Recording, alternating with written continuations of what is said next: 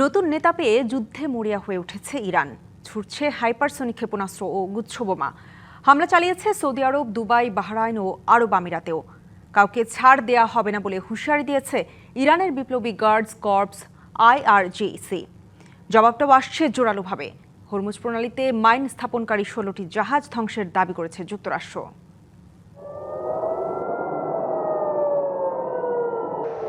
ইসরায়েলের রাতের আকাশে শত শত ড্রোন আর ক্ষেপণাস্ত্র, বাজছে সাইরেন।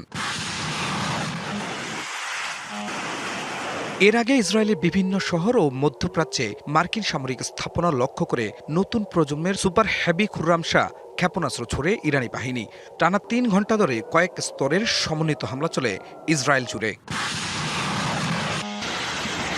তেল আবিবের দক্ষিণে হায়লা স্যাটেলাইট যোগাযোগ কেন্দ্রে দ্বিতীয়বার হামলা চালানোর দাবিও IRGCর। এছাড়া বীর ইয়াকুব, পশ্চিম জেরুজালেম ও হাইফার বিভিন্ন সামরিক স্থাপনাকেও লক্ষ্যবস্তু করা হয়েছে।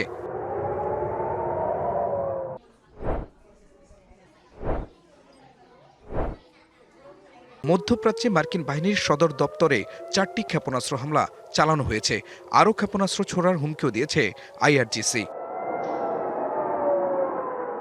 জবাবে তেহরানে ব্যাপক বিমান হামলা চালিয়েছে তেল আবিব। সামাজিক যোগাযোগ মাধ্যম এক্সে দেশটির প্রতিরক্ষা বাহিনীর পক্ষে জানানো হয়েছে, ইরানি সশস্ত্র বাহিনীর অবকাঠামো লক্ষ্য করে বিমান হামলা চালানো হয়। তেহরানের একটি ব্যাংক ভবনও হামলার শিকার হয়।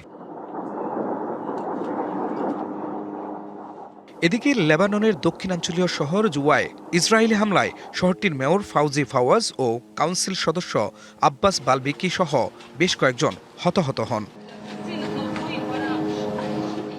অন্যদিকে হরমুজ প্রণালী দিয়ে মধ্যপ্রাচ্যের এক ফোঁটা তেলও বের হবে না।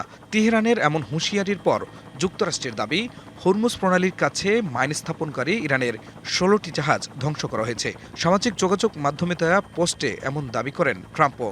তবে এমন দাবি অস্বীকার করেছে তেহরান। ইরানের সঙ্গে 12 দিনের যুদ্ধে এখন পর্যন্ত প্রায় 150 মার্কিন সেনা হতাহত হয়েছে বলে জানিয়েছে বার্তা সংস্থা রয়টার্স। খান মোহাম্মদ মুকুল, ডিবিসি নিউজ ডেস্ক।